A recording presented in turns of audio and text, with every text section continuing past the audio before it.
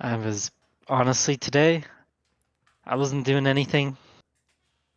I've done nothing that involves any amount of brain power today because I am switching back to days for my leave this next week. Really? And I have been basically just up for like 20 something hours, whatever it is. Oh, so you're delirious right now. Pretty. I mean, I took a little nap. I took like an hour nap. I'm good. Okay. I mean, our nap's not the greatest in the world, but sure, Yeah. why not? but but I get to I'll be in Gatlinburg Oh, that'll be fun. in about 2 days. Yep. So that'll be cool. Any plans while you're there? Not really. We just have a cabin with a hot tub and a view of the Smokies, so I mean, we're the hot probably the just hot tub is good enough. That'd be enough Yep. for me. We have some reservations booked for like anniversary stuff and all that, but cabin and then mini golfing. We'll probably do a full day of mini golfing. Mini golf. Hold up. Now, They now, now we're have talking my language here. Well, they have like some of the more unique courses in America. Like they're a pretty good mini golf destination. Myrtle Beach and Fantasia Gardens would love to have a word. No, I said one of the. Okay, I didn't fair, say fair, the fair. No, premier. I'll I give you know that. Myrtle Beach is the best. Like Myrtle Beach is just the best. And then Orlando has some insane mini golfing as well. They do, especially now with like pop or not pop smoke, Jesus, pop stroke going in there, which is Yep. like Tiger Woods' thing that he does. Yeah. Like mini golf in Florida is already like goated, and now it's just taking off to a whole other level. Yeah. Because you have Universal, Disney, and then all the other like actual small, not small, but family run places that are awesome. And then like Myrtle Beach is just, so much mini golfing It's the golf capital of categories America. that, yeah, it's just the best. And then I'd say Gatlinburg is like the best we have in our area, like a 5 hour drive instead of, the 10 or 20 it would take to get to Florida and South Carolina. It would really take 20 to get. Well, I guess 10 to South Florida Carolina and is 20 to 20. Florida. My bad. Yeah, my bad. I realized I said them backwards after it, but I was like, I'm too tired to fix that. People just have to Deal with it. take my word soup. So we have not talked at all since LCS finals. No, I've made my not really. opinions clear. I've got a video coming out on Wednesday. So more importantly, I want to know your thoughts on everything, like all of it, the games, the event, everything from a spectator point of view. How was it?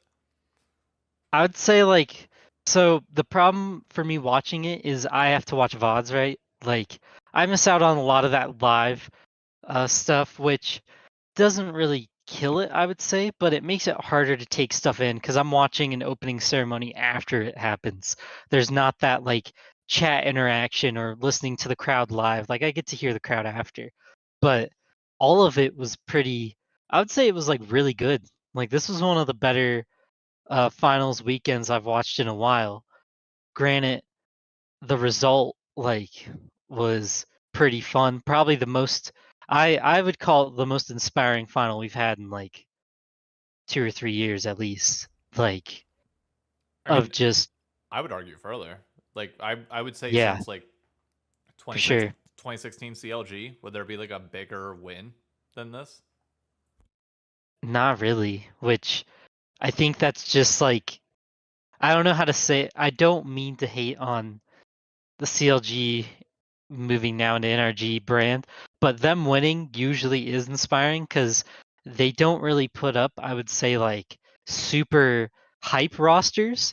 They just put up solid rosters. And when their solid rosters manage to do the unthinkable and win, it's extremely hype for everybody because it's cool. And they usually have some cool NA, like actual more homegrown talent on the rosters, which this one they definitely did. I mean, seeing Dokla win in contracts and Palafox was awesome.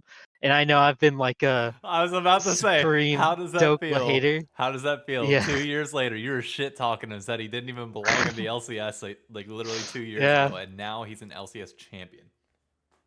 I still I still like I enjoyed it because there's that side of like, yeah, I say what I say, but I'm always gonna say that because I'm a TSM fan. And at the time, he was playing for CLG, so I would trash talk him. And then I trash talked him when he was on Optic because you liked Optic, so it just felt natural to say your player sucks. But but seeing him in contracts like survive the grind and prove that they can win was pretty awesome. And yeah, and Palafox. Because yeah, Palafox has been around for quite a long time. Like, I think you're muted. I know I'm talking to Emily. As you can tell, she kind Oh, of okay, shut a my light bad. off on me. My bad. You're good. I wasn't sure because you were starting to talk while I was talking. But No, you're good. You're good. You're good. they are, yeah, like they're so stupidly like grinding and playing forever and keep trying and trying, and you just start to think, man, at what point are they going to give up? And then they make a change in the bottom lane to Ignar of all people, who's another storyline in there, and FBI goes and proves that he is not a choker. He's actually like gonna just play out of his mind for a full series, like against Berserker, who's not a small feat. Berserker's like the best AC we got. So I had to eat my words heavily on that because I was even preaching that in the media room as well. I was like, look, when has FBI won a big series like that? He really hasn't. And what do you know? and then you're forced to vote for him for MVP. Like, I didn't vote for MVP on that. oh my god. Well, like I don't know who everybody votes was. on. I don't know who votes for LCS Finals MVP, but Yeah. I mean, he was. That was. It was pretty awesome. Like FBI was playing out of his mind. That was some of the best like AEC play I've seen out of him in a while. and to be clear, when I say And that like I didn't have a vote, I still like had I had a vote, he would have gotten it. oh Obviously, yeah, like for it's sure. a if you didn't like that's egregious on you to not pick him. I'm also I'm still like really interested in TL at Worlds. They have an interesting Worlds team. Like they're still very good at the game, and I think TL can compete with a lot of really good teams. Jan is still like he's proved he's the real deal. But NRG winning I think was good for the league. Like genuinely. Do you think had TL beat NRG, that TL would have beat Cloud9? I don't know. To be honest, I don't really I don't know because TL I got a lot of hate in the comments on the last podcast for saying that TL was not a great team fighting team and like chucked their leads. And then what do you know? They spend a whole series not team fighting very well, and the first game that they won against uh I don't remember who, but I watched one of the games and I was like, dude, they just blew a 10k gold lead and still won. Yep. And I was like, this is exactly what I'm talking about. And I was so validated by that. And I was like, let's go. I mean, I'm sure I get a lot of stuff wrong too, but that one So thing do I. It's irrelevant. I nailed. No, that one thing. That But Summit Gnar play was just so like to put I this into forgot about that too. to put this into context, I was going between three different areas. There was a press area downstairs, like on like the main like area where like if you see like my videos from finals or the one that I'll have on Wednesdays like from the press area. I was going between there, the Verizon booth, because Verizon invited me to come up and just mingle with some of the people there that were not like League of Legends people, it was just like general New York City creators, and then Sylvix's booth. And I was in Sylvix's booth for game 5 because the majority of people left and were like, hey, we got to go grab food and stuff before we go to his party later that night. So they left before game 5 was done to try and get over there, which, by the way, I was still the first one at the event. I beat everybody to the party afterwards. That's awesome. And they feed us with the media. Like that when you're with media there, they give you like full like Oh, dinners okay. provided, like everything there. So I didn't have to worry about getting food or anything like that. And I also didn't have to worry about paying the $30 that it was for a fucking cheeseburger and fries. Uh, Hmm. But they all left, and I'm just sitting there with like one other person. I forget who it was, but we're just sitting there, and we see Summit come up behind. We're like, "Oh, he's got the flank," and he's like, "But wait, he has no Narbar," and then he just walks into him and dies. And Yup. it's like, and we're just sitting there like looking at each other, and I look over, and we're sitting next to Cloud9's booth or like their box, and I look over, and Jack's just smiling. I'm like, "Oh my god." Yeah. That was like when I saw that, I was like, dude, what is going on? And, and I think it was even worse because at the time I was coming off like watching LPL finals and like Yep. LCK playoffs ramping up.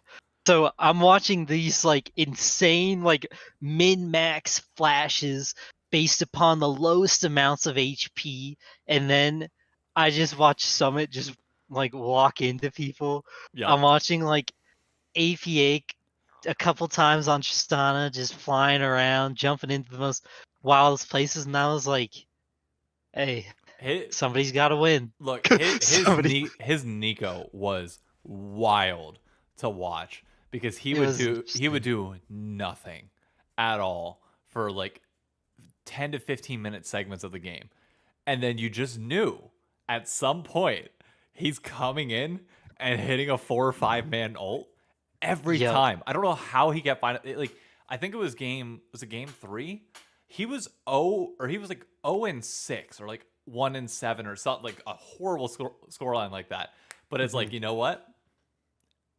I still got Nico out. He comes in, 4-man Nico ult. I was like, what the fuck? Bro, Yeah, he really? was.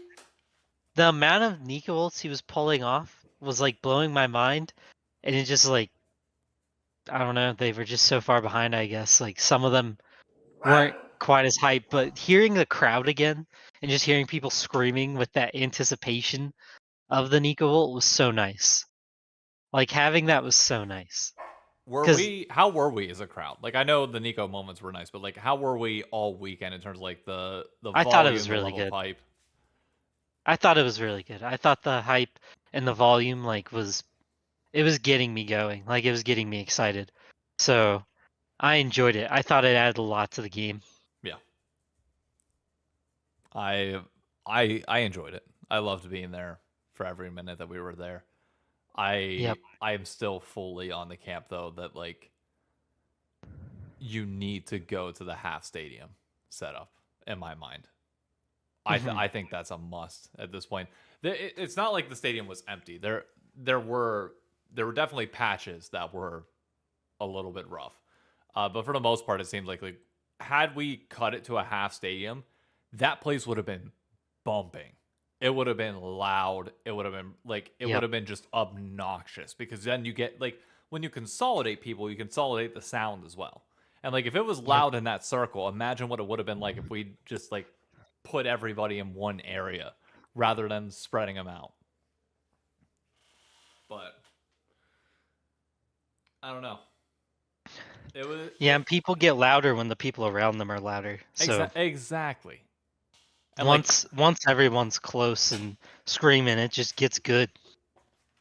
are you happy with sending NRG as first seed the Worlds, or would you rather Cloud9 won? Yeah. I no, I don't really think Cloud. I think Cloud9 as a second seed is fine. Cloud9's seeding has never mattered for their worlds finishes. They're great ones. It's not like they've been one seeds a bunch or something or two seeds. Like they usually just do what they do with whatever seed they get. Yeah. They've never really been a needing a one seed, and having the one seed has never really done anything for NA teams. It's also irrelevant entirely this year. Like as long as you get into Swiss stage, it's just completely random at that point. Yep. I got the chance to talk to Chris Greeley, he's now on like the international team within Riot. He used to be LCS commissioner. Uh, I was asking him about like Swiss seeding, and he confirmed it is. There's some region locking that will take place. Like LPL can't play LPL. I think at least early on, or maybe in like the first 2 rounds. I'm not sure how. Like we didn't go into specifics of that, but he did confirm that it is random draws. Wow. And like I was explaining to the people that were with us, it's like, okay, well that can be a problem. Like you you have to make sure that you avoid the LPL facing the LCK in that first round. Mm-hmm. Because what then happens is, say, like in an ideal world, that first round should be all LPL LCK versus LCS LEC. Like Yeah. that should be every match, and then whatever minor region comes through is like that one extra seed for the 16 total, because it'll be 4 LCK, 4 LPL, 4 LCS, 3 LEC, and then one other minor region. But there's a world where Wait, only 3 LEC? well, one of us gets 4 because of that international play-in match, but Oh, the other I one, see what you're saying now. yeah. So I'm getting it for Okay. us. But the problem that you can run into is that if it truly is a random draw and the only thing that you're protecting against is regional matchups, is that you could have LPL versus LCK for all 4 matches, and LEC versus LCS for all 4 or 3 out of 4 matches. And then what that creates is then say the LPL and LCK like trade wins, and like 2 LPL teams win, 2 LCK teams win, and you go into the second round like the 0-1 matchup, and you randomly draw, and then those teams get matched up against each other. Then you have an LPL or an LCK team that's 0-2 without ever facing LCS or LEC. And Just you could how it goes, I potentially guess. have an LCS or LEC team that is 2-0 without ever facing them. I'm okay with Now, that. I don't mind it, but the problem that you have is that like you know people are going to cause a fuss about it. Yeah. Because realistically, I mean, what you would hope is you would hope there's a committee that could go in and rank all 16 teams that are in there and assign them a seeding. So then whenever you like from there, it's not randomly drawn. It's the highest seed faces the lowest seed and goes from there. and I mean, I get people are going to be upset, but it's like, who really cares what they do? Because it's like, the good teams are still going to win. It's not like they're being held back. Yeah. I Ultimately, mean, you have to lose a best of 3 to not yeah. qualify. And I don't see a world where the LPL or LCK, regardless of how the first 2 best of 1s go, drops a best of 3 to us. Yeah. Maybe like one upset. Maybe NRG And pulls one off. it's like it's not a huge deal to me if it works out that way. I think it'll be fine, and people will complain because that's what people do. Yep. They complain about a lot of things, but you just have to get over it. And like, JDG is not going to drop games or sweat that kind of format happening. Like, Gen G neither. Like, they're both going to keep doing what they do. And right now, like, it just is what it is. If you are the 4th seed LPL or LCK and you lose out because you got mixed up twice with, let's say you fall into T1 and Gen G, and you just got hosed, that's on you. Like, you got to go win one. Yeah. You have to go win one. Like, it's just life. And then Even though that sucks, that's sports. yeah, and your best of 3 is going to be against one of us. There's no Yeah. chance that you have an LPL versus LCK matchup in that 0-2 like elimination matchup. Like that is just it's not going to happen no matter what the seeding is. Yeah. That would require like the most extreme results possible. So yeah, I'm with you. I think it's ultimately fine, but it's just like you could protect against it if you wanted You to. could. I mean, to be to be honest, some of these 4th seeds from other regions, Korea maybe not, but damn, DK doesn't look great. I mean, And neither did fucking and DRX last year though. Weibo does not look great either going in. DRX Yeah, did that's not look true. good last year, That's and they're true. world They didn't, champions. and they won it all. That's Yeah, like they're 4th seed. They're just so far ahead of us. It's insane. ultimately it just falls down to like whoever gets a good read on the tournament. And But like I was more just trying to say, like, I think NRG maybe or C9 could. I think honestly, I put this ranking out there before. I would put Cloud9 personally last out of our 4 teams that I think will make it out. Out of a group? Out of Swiss stage, yeah, I would put them last. I think they're going to be the least likely to adapt to the meta out of any of our 3 teams that go. We know Golden Cloud. Guardians? We saw what Golden Guardians did at MSI. Would you or would you not agree? Golden Guardians had a better MSI than Cloud9, And the only reason they got knocked out was because they played Cloud9, and they cannot beat Cloud9. But they performed better against the international teams than Cloud9 did.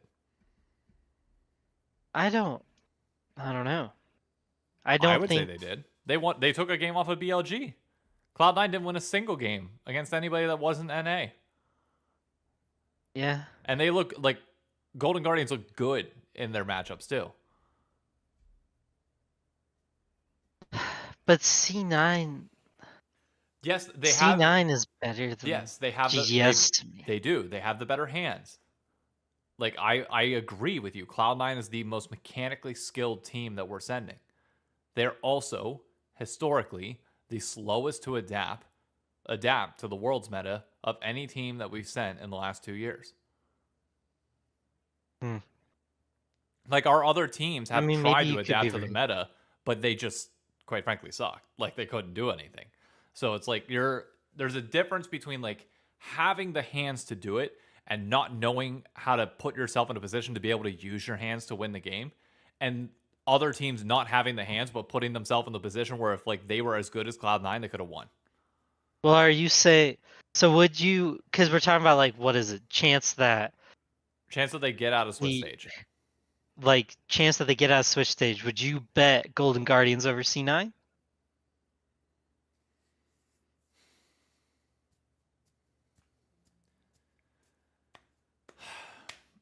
No, not right now. If you force me to put money on it, but I'm so on the fence that all I would need is one game, like that first matchup, to sway me the other way and say yes.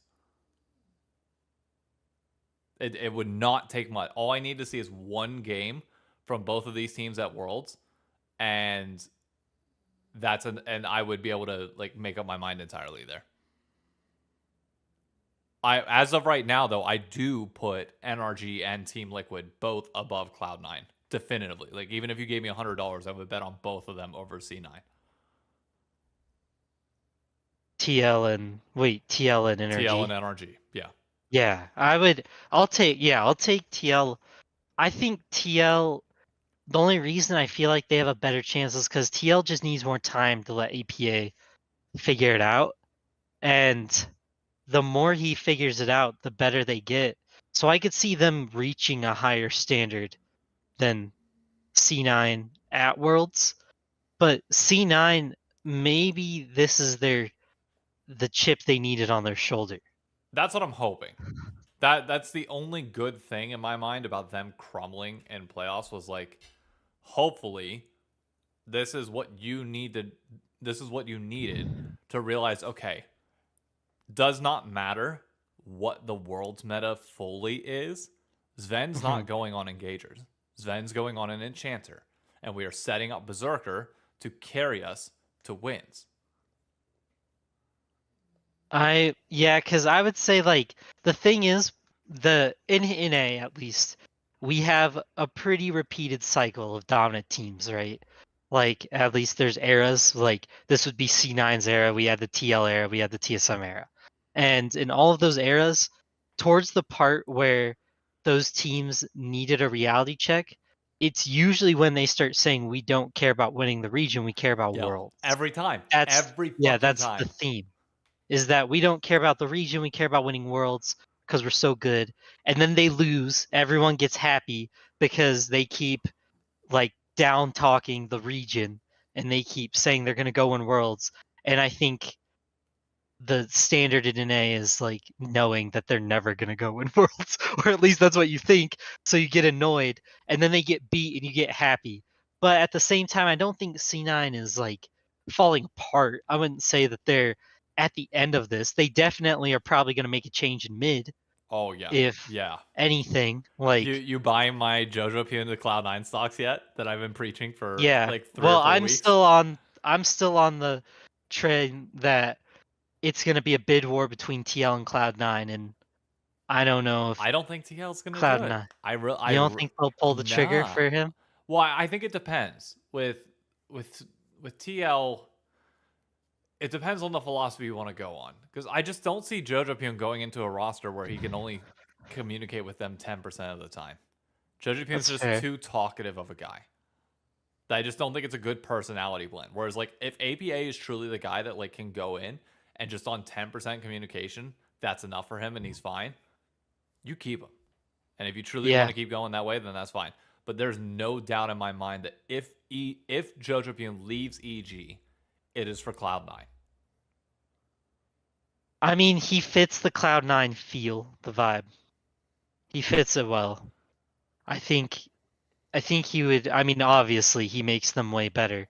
He's probably the best natural mid we got, and so he's gonna make them way better. But I would argue he's the best mid laner we have in the league right now. yeah, because I mean, Because yeah, Gory and natural. MNS fell. No, I'd say all mid lanes. Mid No, I laners. was just gonna say natural mids are actually like almost better than international right now. Yeah. The Because as natural mid talent pool is better than the imports. we go I through this think. every goddamn year where the international mids come in. They stomp in spring and the early portions of summer, and then they fall off the deep end at the end whenever they Well, start getting homesick. And yeah, if we just forget the whole Jensen Bjergsen part of I mean, LCS. sorry, let me rephrase. LCK Recently, LCK and LPL players. fair enough. Because the EU players don't have as significant of a fall off. That's fair. I don't think Perks Yeah. Perks definitely fell off come Worlds time, but like he wasn't playing horrible. And then I'm trying to think of like the other EU players. Like Alfari played incredibly well in his first split. He just could never like for whatever reason he never meshed well with the team. But like Hmm. I will say it. I think this is good for like C9 in the sense of they need like Fudge kind of needed this. I think oh yeah. he needed something to kick him into overdrive for a Worlds run, and I really hope like he just keeps reevaluating the training systems. I know he's usually the one I'm hardest on the most on their team, but that's because when they lose, he's usually the one that stands out the most. Yeah. Like other than mid lane, their mid lane has just been I was gonna say this kind year of is an anomaly where it's like in their losses, MNS just looks so bad. yeah. Yeah. I don't really have anything for it. Like it's just And Sven, not I don't great. want to just assume responsibility onto him. Like MNS and Sven did not play well that final series at all. So like I don't know. Yeah. I'm Yeah, Cloud9's an interesting spot for a team that's as dominant as they are. I could see them upgrading a lot of positions, and that's weird to say. Cuz they're a very good team, but I don't know. I feel like Blabber and Berserker are the only two safe guys on their yeah. roster that they're like for their standards. Yep. Knowing Cloud9, they've always been a team that cuts ties pretty quick. It doesn't take them long, at least. So, Yeah, Fudge in finals, honestly, I didn't think it was too bad. But I know like a lot of C9 players like are I feel like a lot of C9 fans I've talked to, they're not the biggest fan of Fudge. They weren't I mean, whenever he came in and he had like that really rough start and then he Nick showed just said that. oh yeah. And then like he had this promising MSI tournament where like Cloud9 didn't do anything at MSI, but like Fudge was keeping up with some of the best top laners in the world. And it felt like, Mhm. okay, like this might be it. 2021 spring and like 2021 MSI was like, okay, Yeah. this might be like where he finally gets his time to shine. And then just after that, it's just been like this, like Yep. he's never lived up to that high since that moment. And it's just like it Yep. feels like since that point, like you can argue, nobody's there to push him, and I'd say, bullshit. Like top laners in this league right now have stepped up to the point where he's not like if Fudge isn't playing on his 100% A game, he's gonna get beat. Whereas previously, when he wasn't playing 100% on his game, he was still winning. So Well, yeah, and to Khan's point, he said you can't blame Blabber. I don't think people blame Blabber just because he's Blabber.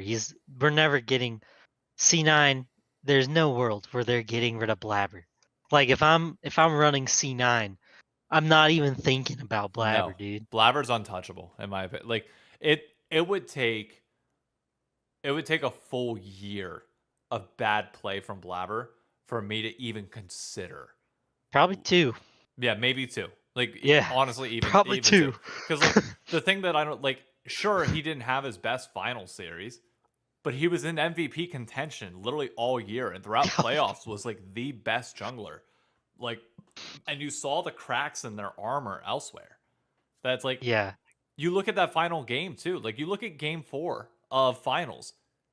Blabber's there to get M&S ahead, to get him 4-0 up. Like, that is partial credit to Blabber there. Yep. What happens? M&S continuously gets caught out from that point on. And yes, C9 is not as coordinated elsewhere to be able to capitalize on people closing in on him, which sure, a little bit of blame goes there.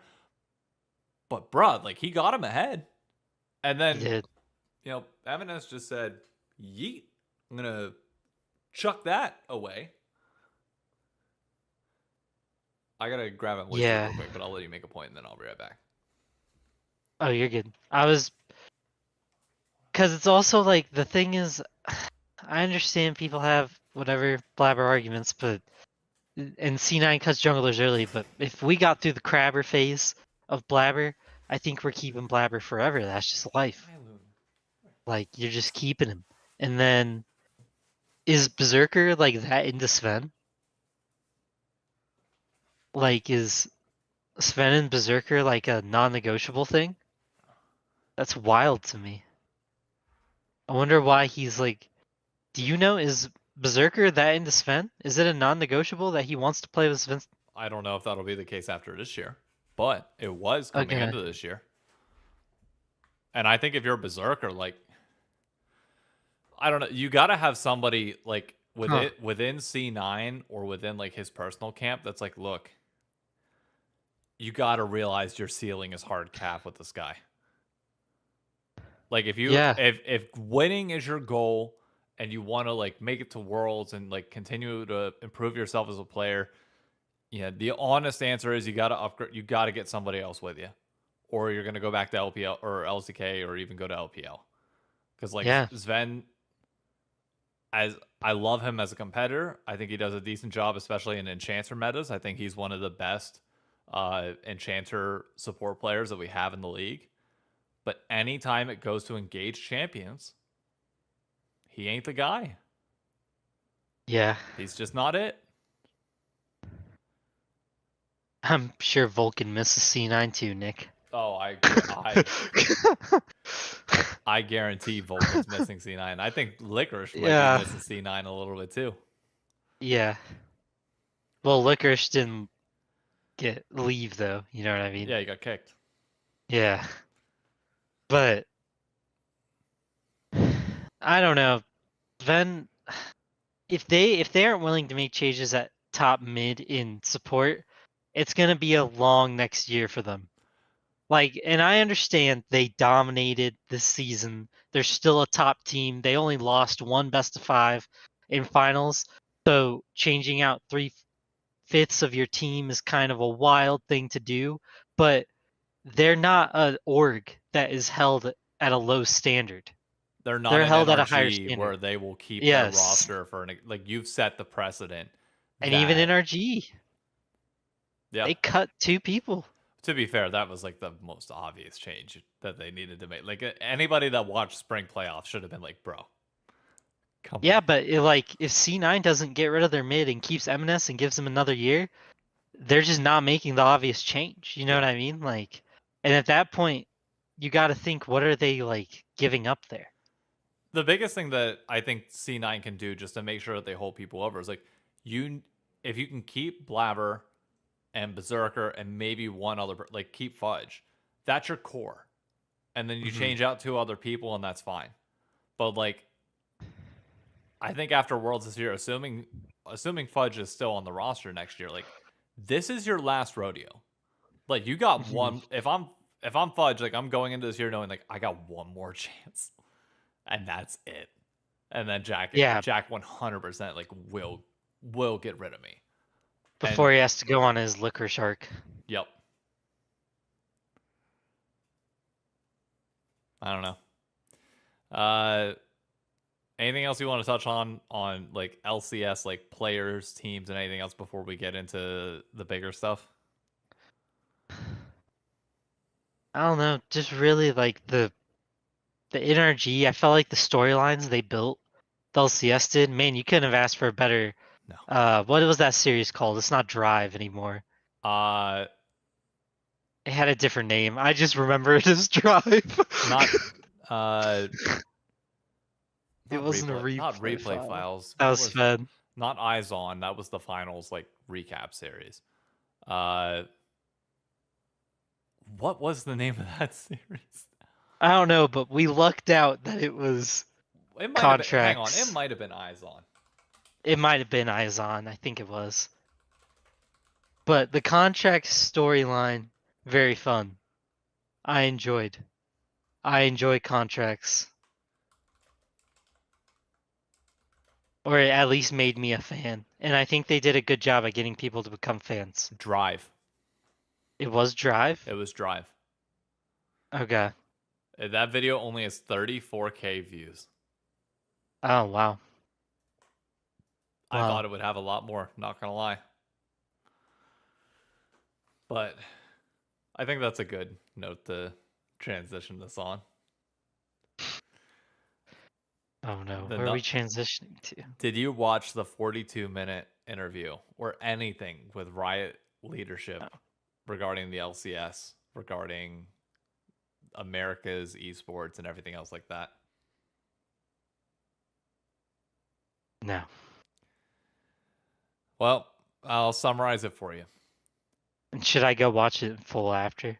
No, I don't think I'll be like, and this isn't me saying to like anybody else, like I would recommend you go watch Travis's video, but I know for Paul, like I'm only saying this for him, so I hope Travis doesn't get offended by this. No, I would not bother watching it.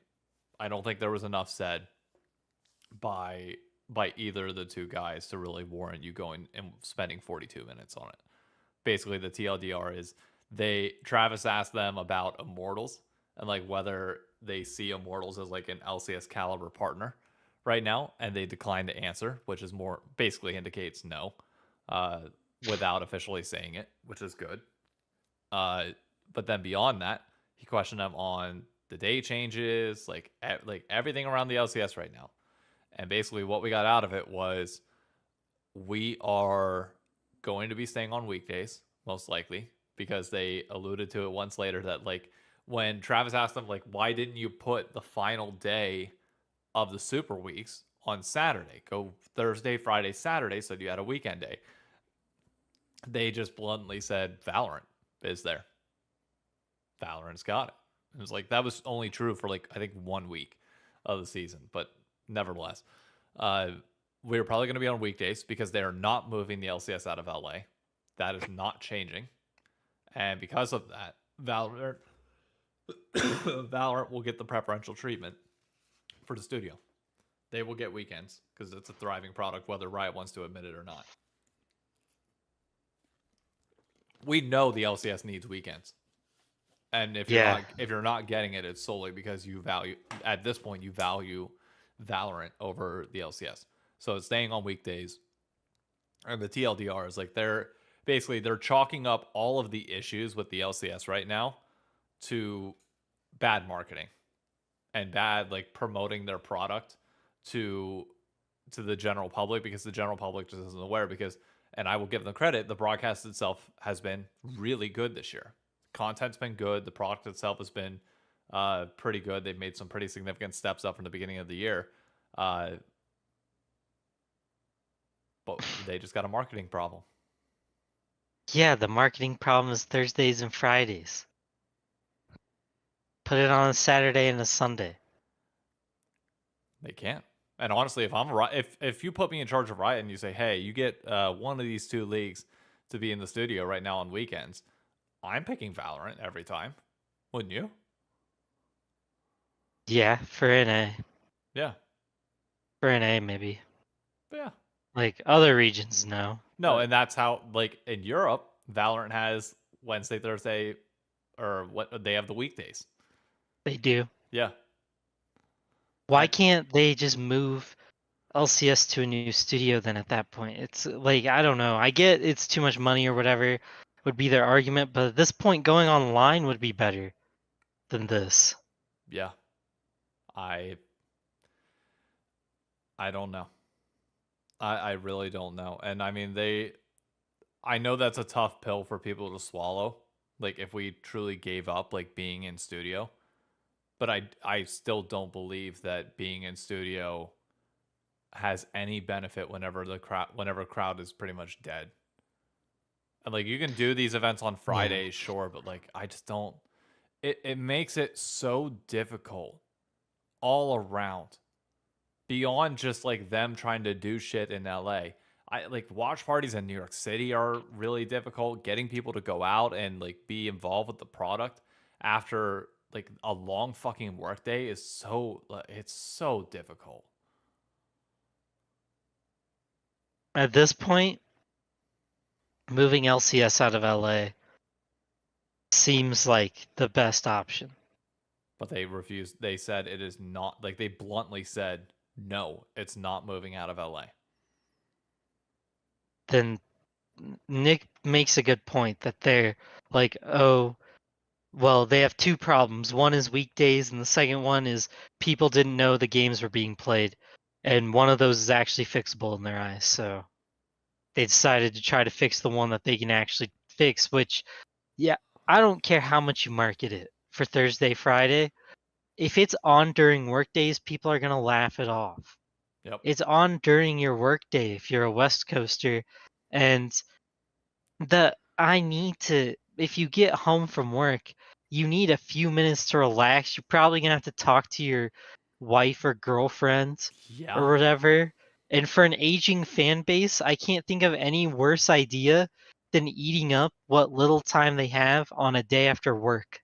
And a Friday. Friday is like a universal getting older, going out night. Yeah. I mean, even when like, and they said that they need to do a better job of connecting with the younger audience too. It's like, I don't know what to tell you. You're not fucking connecting with them. Like, Well, I that's don't. because they're doing Fridays. They're all going to high school events on Friday nights. Yeah, high school football game, like all Yeah. that. And it's not a major event. Like LCS is not high up on your priority list. Oh. I don't know what to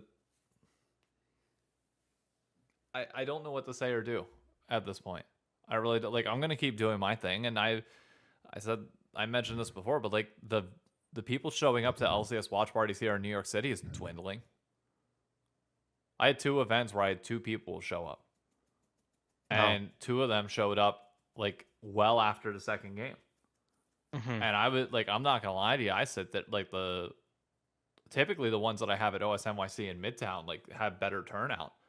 And the first game and a half, it was myself and the staff watching it. And I'm just sitting there praying to God by the end of it, like, somebody please come in. Anybody. And luckily, some Yeah. people did, like, a little bit later, but it's like, I can promise you, it's not a marketing thing. I'm plastering it out there. I'm putting it on all of my socials. I'm putting it in the New York City chats. I'm putting it freaking everywhere. And it's just like I can't do anything. Like I can't do any more than this. Like you're to sit here and say that it's a marketing problem. It's like, bro, I've got proof that it's not. Like Yeah. sure there are people online that like don't know about it and those Reddit comments get upvoted occasionally, but like I'm sorry, like that it's plastered all over all of their socials. Anybody that And doesn't know about it doesn't want to know about it. and that's like that's even a bigger thing is it's not just a marketing problem. Everybody who's watched LCS in the past is used to it being Saturday, Sunday. So on a Saturday, Sunday, you might think about it and go look for it. Now that's just supposed to not be a thing, I guess. I know what you paused So on. yeah, but now it's just not supposed to be a thing, I guess. So everybody's trying to figure out what's going on with these like freaking Thursday, Friday games, and you don't even know what time they are. You have to try to figure it out after work. So it's just not fitting. It's just not gelling. No. And I don't know. I just don't like Thinking about it. At this point, can you blame the teams who are selling? no. To like, Like, as much as that pains me to say, no, I can't. because the teams that need, I would say the teams that are selling, I don't even think you can blame them simply because of the fact they already put in the work in the early days, grinding out, hyping up the league, building it up, and getting it to be where it is now, which I'm not going to say sustainable, but good viewership. At this point, them selling and letting somebody else try to figure out how to do all that is just in their best interest. I don't. Like, you might as well sell your slot and let Disguised Toast try to Twitter rampage save the LCS because he's the only hope left for him. Like, and I get they'll never do Saturday Sundays because Yeah. even online, because Valorant time slot, they don't want to have two competing games at the same time. But that is silly. They're two completely different genres. There is very minimal crossover for the type of game that Valorant is in League of Legends. Like, the crossover, I guess you could argue, is big. I don't know how you would find it to be big. I don't. And Icon mentioned about like best of one format needs to go. It's a double-edged sword because it contributes to a problem that they even mentioned in that video. The head of America's esports said that we have a problem at the moment with the top teams basically consuming all of the attention of the league, which creates this massive like struggle against each other where it's like when the top teams are playing it's really good, when the bottom teams are playing it's really bad. And it's like I get that, but at the same time it's like, okay, you need to do one of two things. Either A, you need to try and force them out in some way to get people in the league that people actually care about and can, they can make content that people will enjoy and they'll connect them to their teams. Or at this point, it's like just reduce the number of teams and give us best of threes or something. Like I don't Yeah. I don't know, because it's like, I'm not gonna lie to you, like the only reason I have on like Immortals versus Dignitas during some of these weeks is like just because I kind of have to for like interviews and shit like that. Like if I didn't have interviews and the weeks I didn't watch those games. Mm-hmm. And it shouldn't be expected of me to. If you have Immortals fans, guess what? Cool, they can watch that. Like one of the other gripes that I had about it is like they talk about this cross pollination of like trying to make sure LCK, LPL, and like Latin America viewers are watching LCS because currently only 4% of CBLOL and LLA viewers are watching the LCS.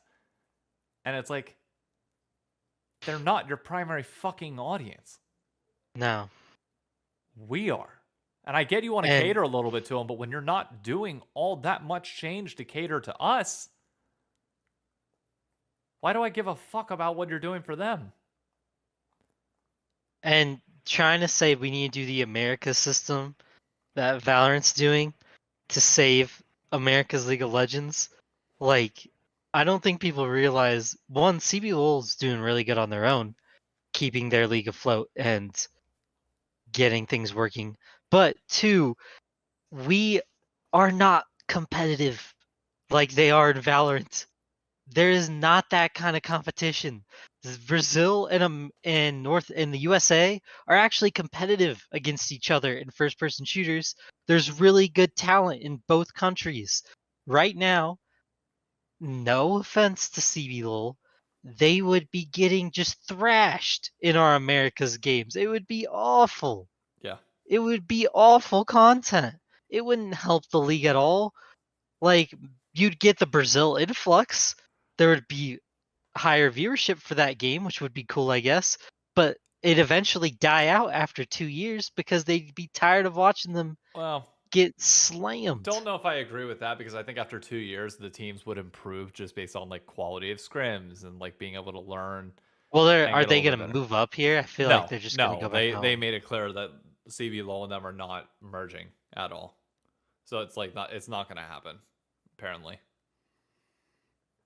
So I don't know, and that's where it's like Nick brings up a great point that I mean I've echoed a bunch of times. Is like it's not my obligation as a 100 Thieves LCS fan to prop up every other team's viewership. True. My job as a 100 Thieves fan is to watch and support 100 Thieves. If I want to watch other games, sure.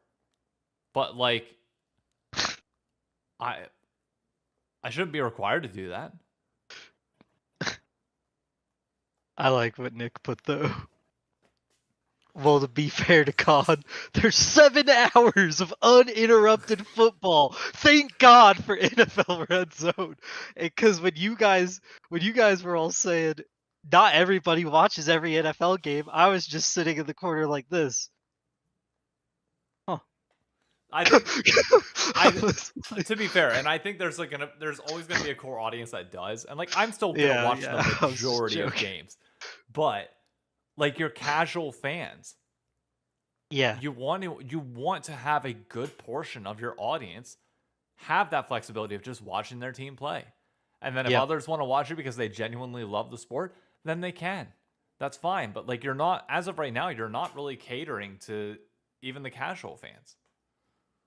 Yeah, and watching every game is just silly. That's way too much time. Like unlike in the NFL, like where it's fun to watch bad teams and hope that they lose. It is not fun for me to sit here and watch Immortals get beat down over and over again. Unlike sports, where like I can make fun of a city and make fun of their franchise and make fun of everything else.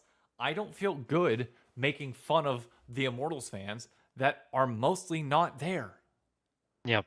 You're beating down on nobody. Like that would be like what, hating on people for not watching the Browns.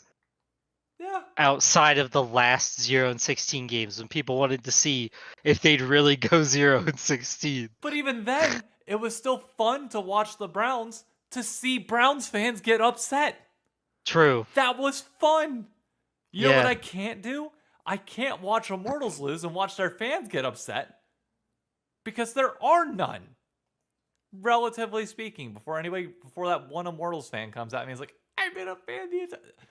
Congrats. Your megaphone of one is appreciated. And I say that jestingly because I saw like a bunch of people with Immortals shirts. I even saw 3 guys that had like 2017 Immortal shirts. They couldn't name much about anything with the current Immortals like team or roster or anything, and I felt bad. Wow. Like, yeah. Dang. So they were fans of that Huni Rainover era, and they don't even know. They didn't know who the current team. I asked them to name who's on the current roster, and they couldn't. That's tough. IMT Reddit has 1.3k members. That's tough. Nah, hang on. I'm about to go in on that one. Talk for a minute, install. I got something I'm gonna show then. Yeah, that I don't know.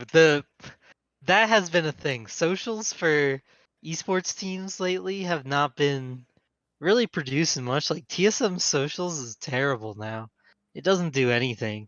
And what you have, like, I guess Valorant though, there are people getting like 80k likes on World's tweets, so maybe they're cooking more than we think.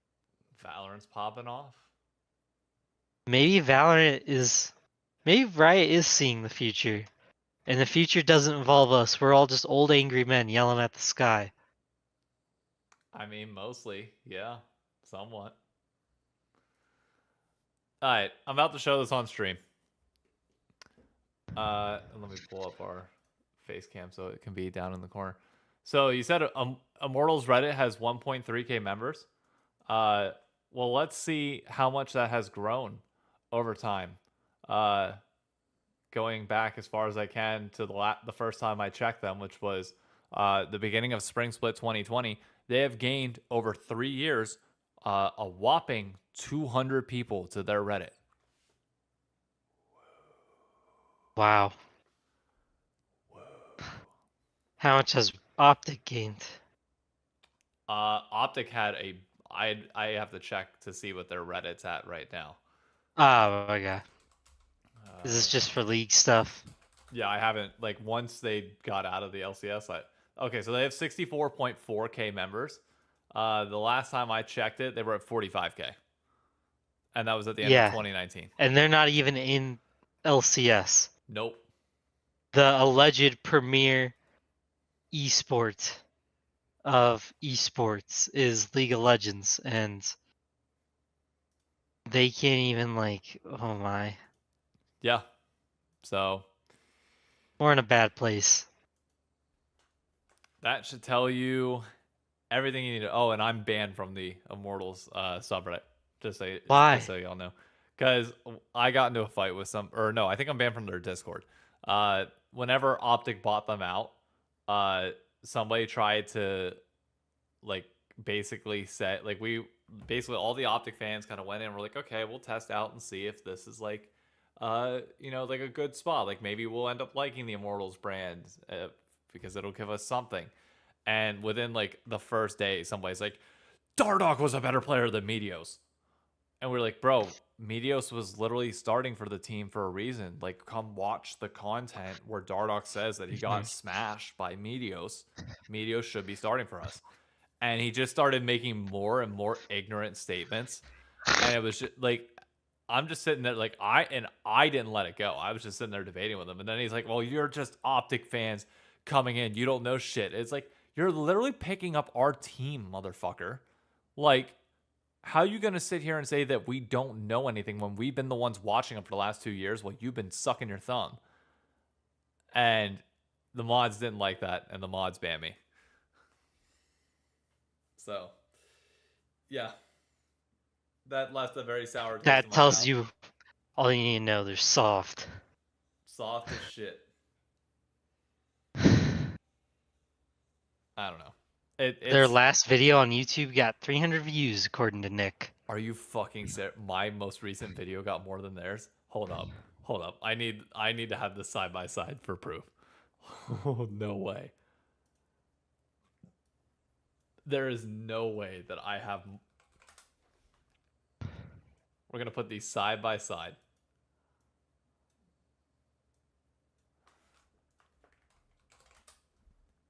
So this is my channel.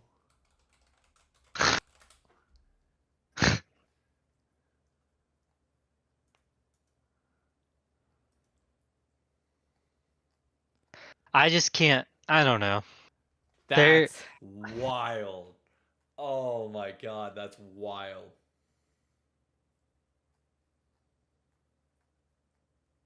How? Huh. How do you not?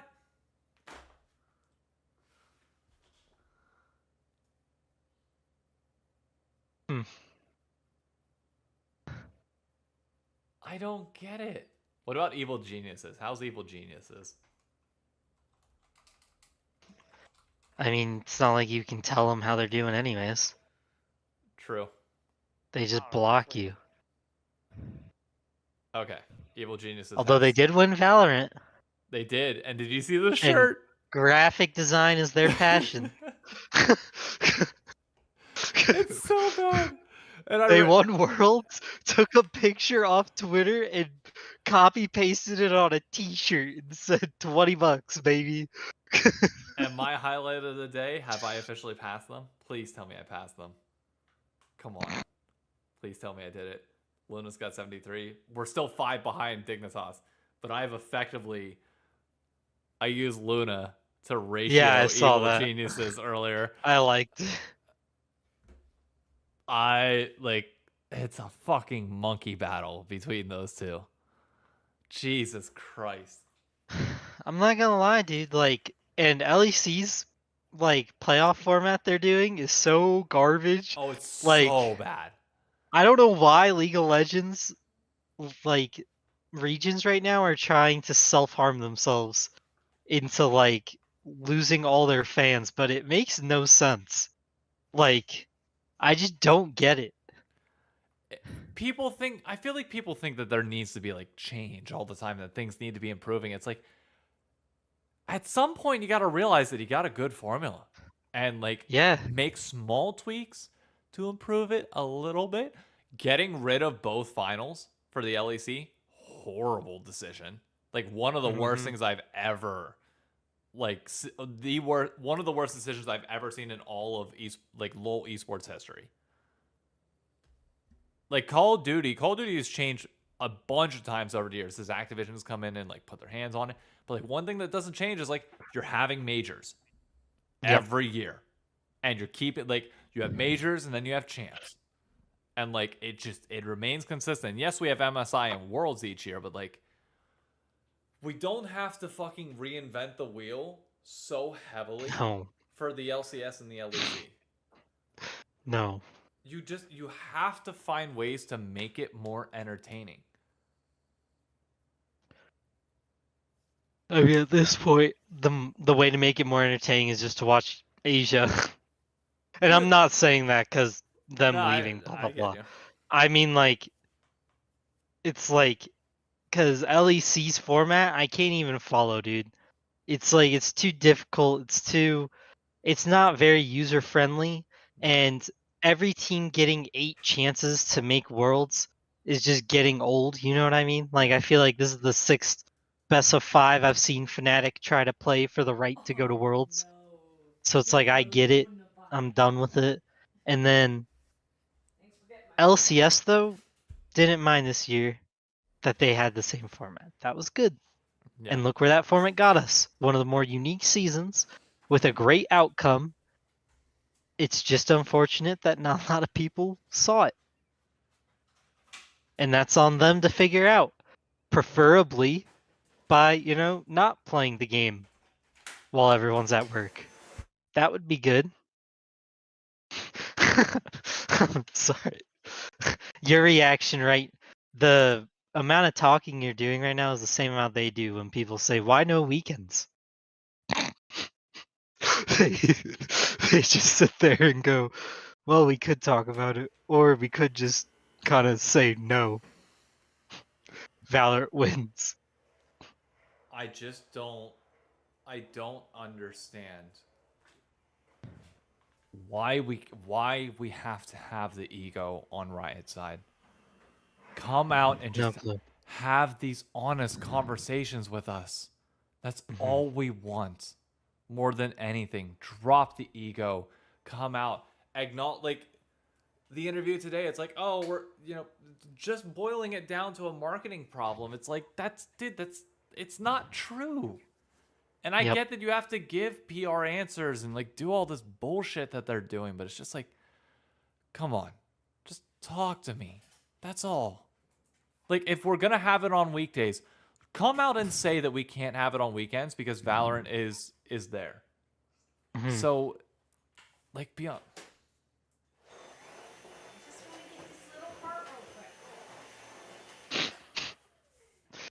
She just loves you. Loves the new house. Here. Hi, everyone. How many viewers do you have? Enough. Hi, Paul. You're Knuff. I am Knuff. What did he say? He said hi. No, he said something else. He said I'm Knuff. Hi, everyone. What's funny is that Emily was technically right with her prediction again. Wait, I was right. She was. Because technically, it's tricky. You predicted Team Liquid twice, like to win it all. Okay. You got Team Liquid wrong, but technically your prediction on Sunday of Cloud9 losing was still right. And you did ask her if TL loses, does Golden Guardians? No, bro, I'm going through so many. NRG still win, and she said yes, didn't she? No, I said. Was that in the week before? I think that was. I think that might have been the week before. I'm not 100% sure. Dang. But I don't know. Nevertheless, it's like I just want. I'm not trying to come off cocky or arrogant or. Is he laughing? That's why everyone loves me, okay? It's like, call out your bullshit. I call I mean, hey, at this point, LBLCS might be competing with LCS in a couple of years. This is a Coco. He took the one thing that made me happy. What? The A puppy. Coco? Yes. Thank you. Now she's gonna Wow. get down. Go ahead. Good. Anyways, it just seems like the common sense decisions that should be made, and sometimes you have to take that leap of faith of like just acknowledging, hey, if Valorant's gonna be it, that's fine. Let's take this elsewhere. Let it flourish on its own. You're getting in your own True. way. You really are. And I don't know what to say or do to that. It's like if I was LCS commissioner, if I was hired for that role, like my first thing would be like, we're getting this, like, I'd go up to, if I'm commissioner, I'm reporting to the people above me. I'd be like, look, can I get the LCS on weekends here in LA using the studio?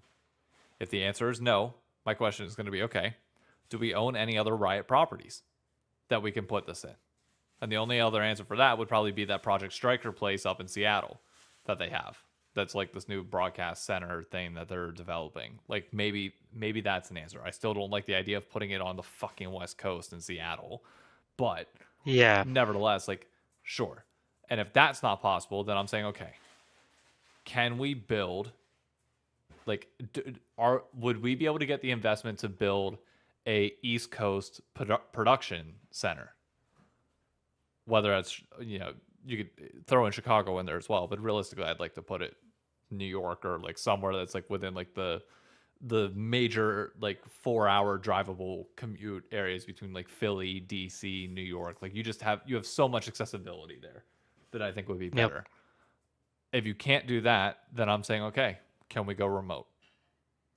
Because I legitimately feel like we could do more remote on weekends than we can in studio on weekdays.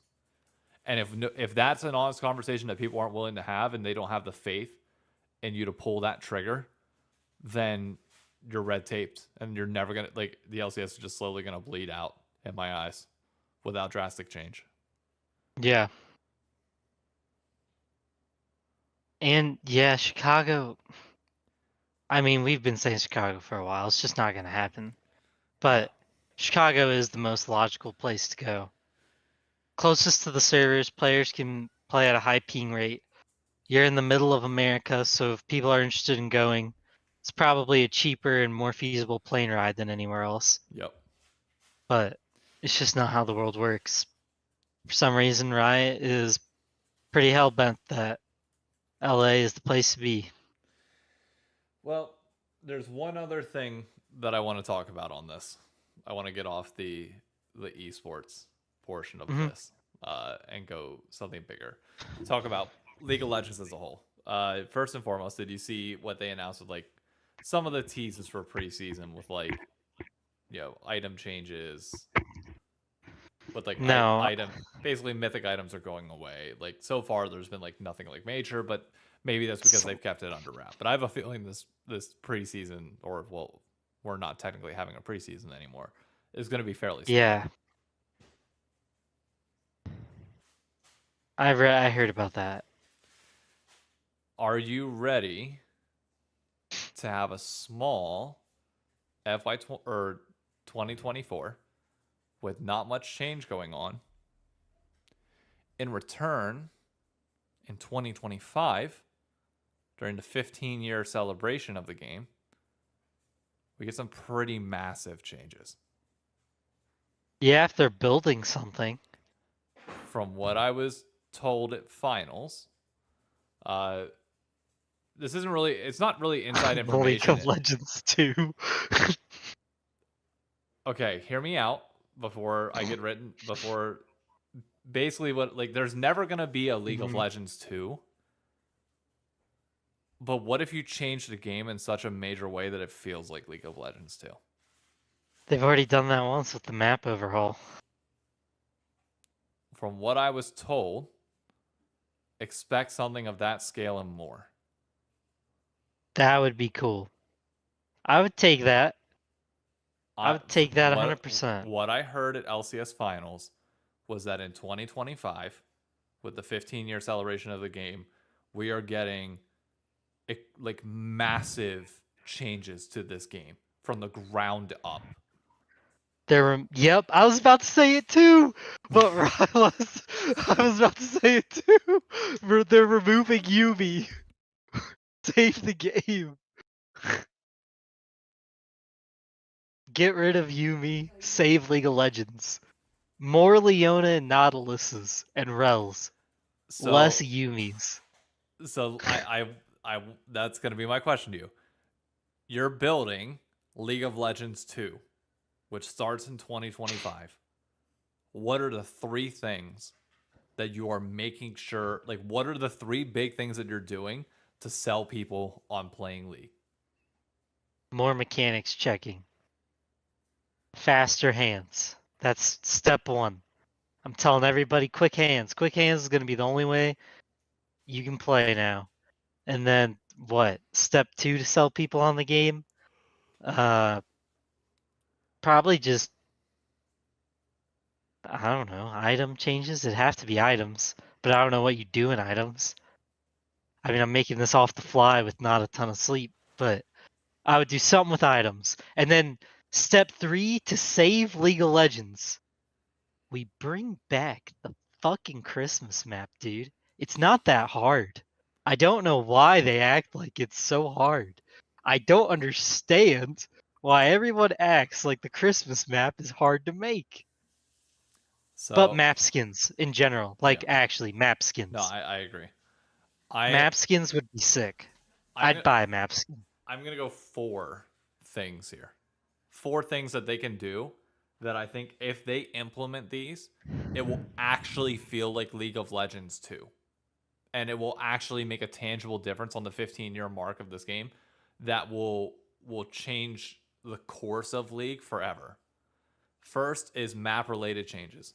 I think you have a graphics overhaul. Like, all of this is assuming that you're basically building the coding from like the ground up to be able to handle this.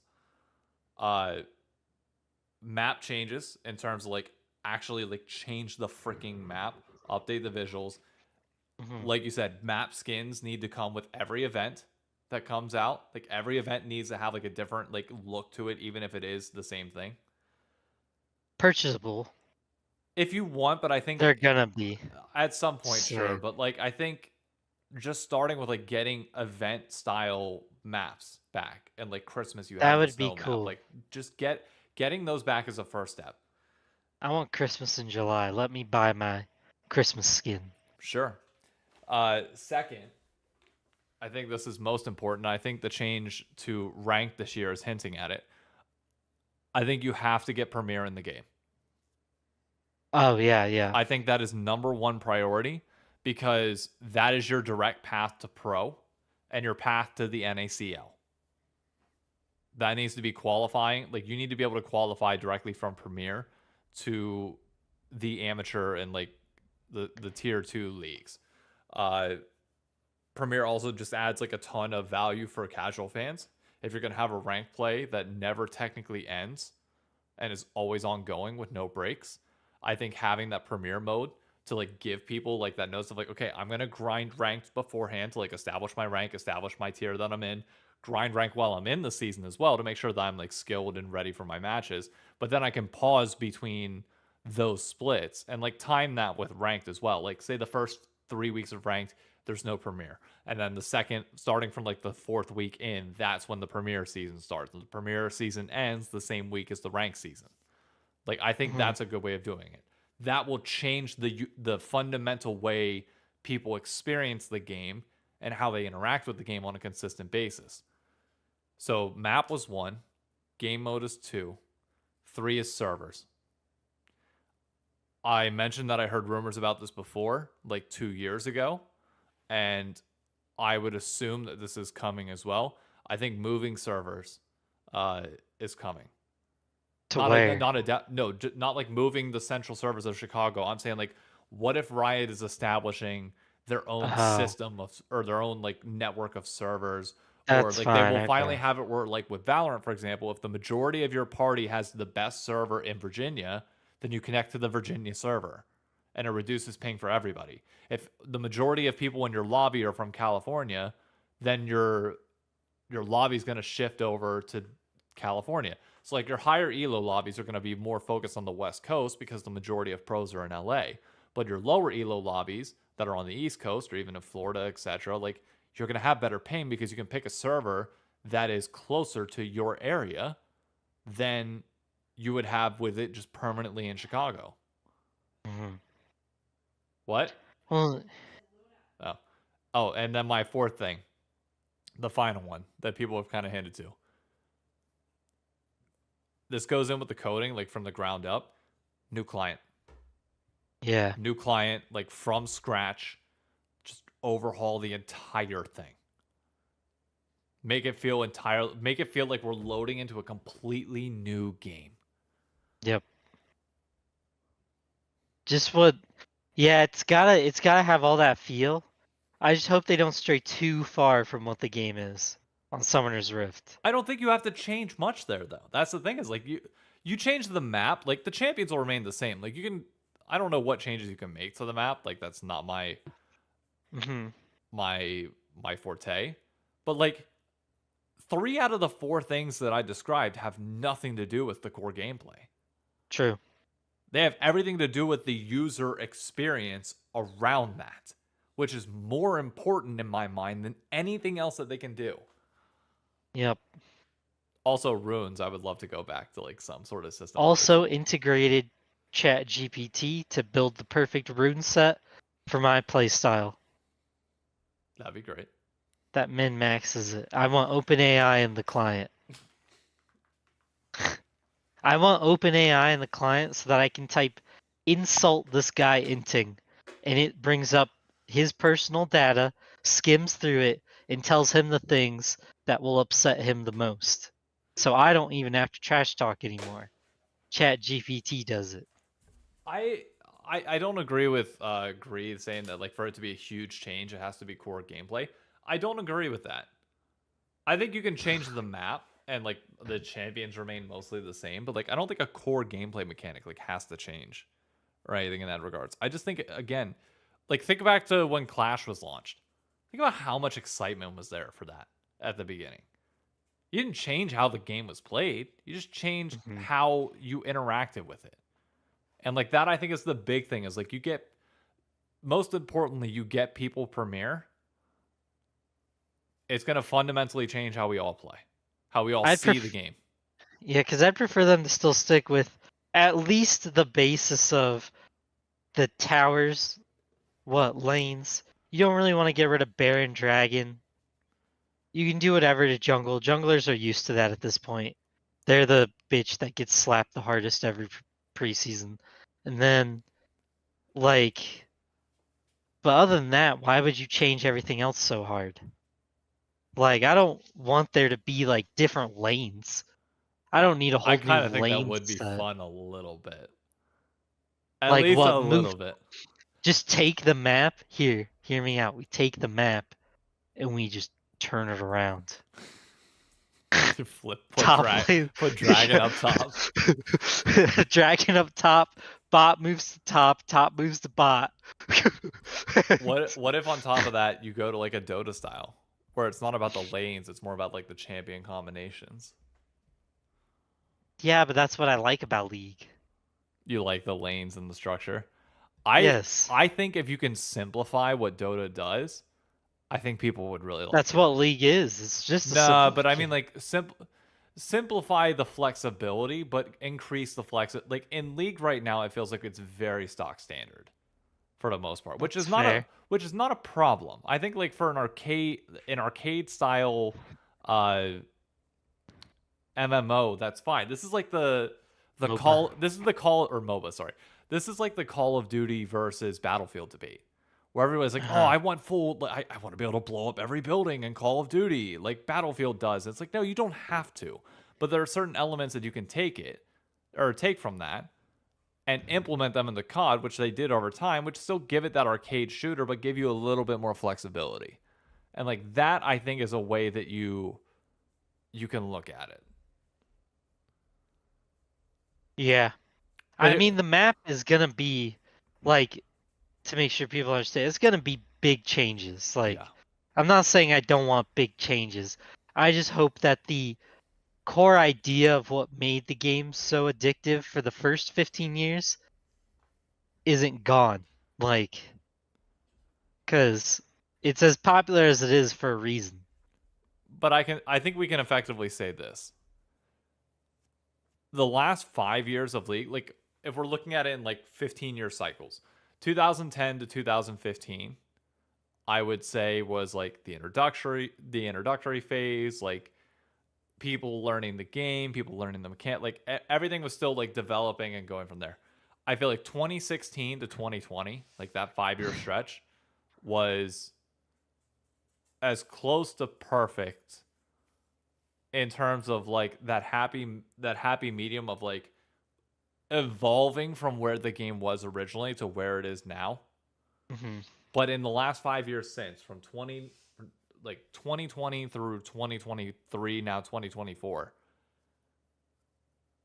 I don't feel like enough has changed, and there's not enough to keep people as interested. Like if you're ranking the three, Sure. like the the second 5 year stretch, first 5 year stretch, third 5 year stretch.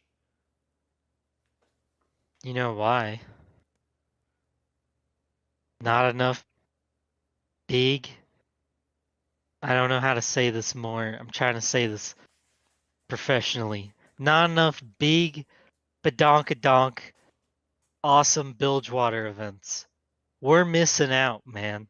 We need more Bilgewater events where we get these skins with apps. I mean, the guy skins were cool too. The champs being introduced were cool. Gangplank Dine was sick. But we need these big old honkies on the loading screen, and we need to get League back to its base gameplay. They already are doing a good job. I like the current direction we're going with feet champions. I'm a big Oh fan. You're not going to Jesus! hear me Oh complain. Jesus But Christ! No, if bro, we're she's a really kid. trying, just like 1,000 years old in the lore, dude. What are you talking about? Oh no, I'm with one of those. No. And Oh if man. I'm getting ostracized by sexualizing James Paul's minimizing my existence. Sorry. I'm not saying these things are needed for League. I'm saying it's what the fundamental base of what made the game the game. You What? think Kaisa's one of the most hype ADCs in the league because she's mechanically cool, because she has pop-off plays? No, Kaisa's the most, like, one of the most popular ADCs in the game because she has that skin with an absolute tank in the back. Like, goodness. Jesus Christ. You're like the type of guy that's waiting for Arcane Season 2 to come out to like get a rated M rating so you could see the sex scene between Caitlyn and fucking Vi. You're one of those. I mean, I'll be there. I'm not saying I'm gonna like it. You better be careful with how you word that.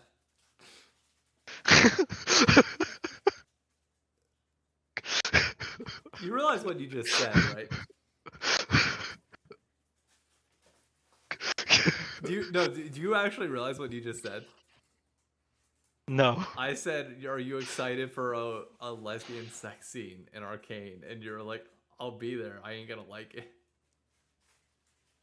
No, I don't know if I'll like it. I want to clear that up. I don't know that's yet. very homophobic of you, sir. No, I didn't That's say I very have or haven't liked it. that's very I don't know. I'm gonna have to say a lot of things publicly during Arcade Season 2, but that's just how life goes. I cannot wait for Arcane Season 2. I wonder if that'll come out Save the next year or smooth. 2025. Don't save the VOD. The VOD will be out Thursday, by the way. Still same release day as always. My career will be fine, because people will go back and reference this, and while they will boo me, they'll boo me knowing I'm right. You all know I'm right. Frostbite Irelia was the best thing that happened in the game. And when they took it away, it was a mistake. This is the man that would gladly have his wife cosplay as Lilia, by the way, in the bedroom. So take that for what it is. You do what you can for you.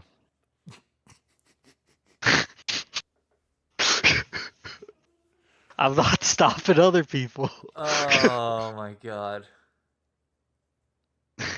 We're going to hell.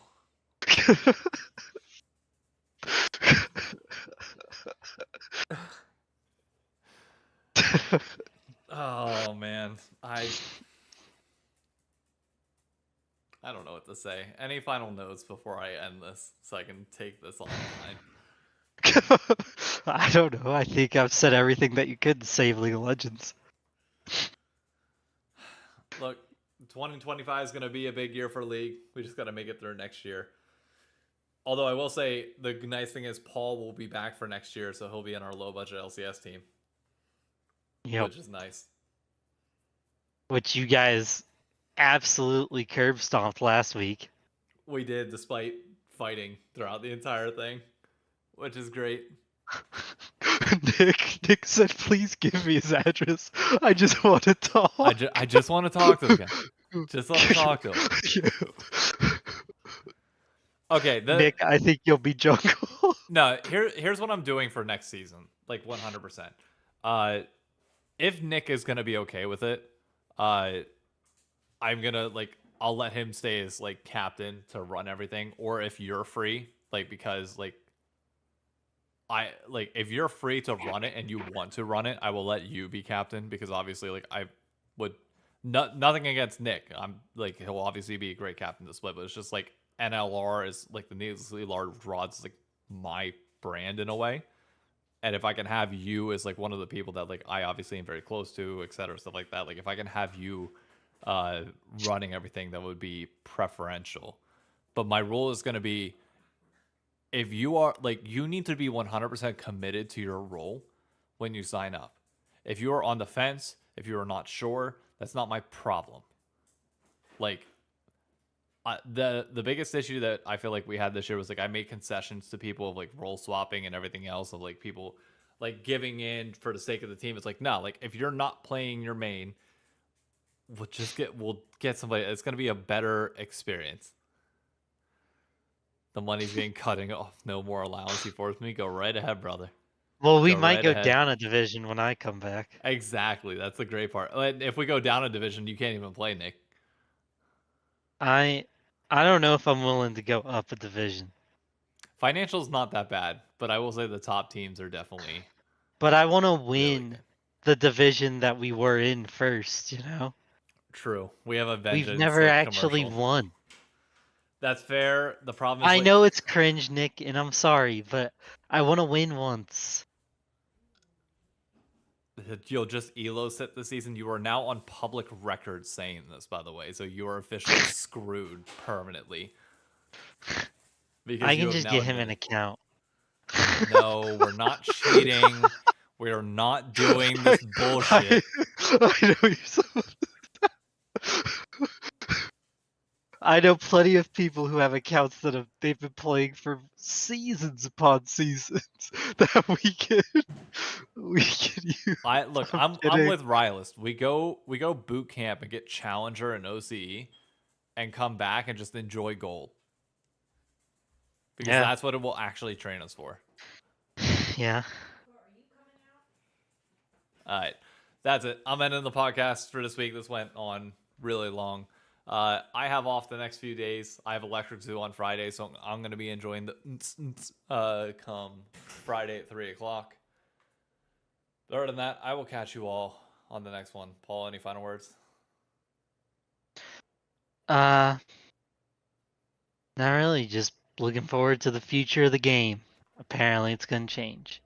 2025, baby. Cannot wait. Adios, everyone. Adios.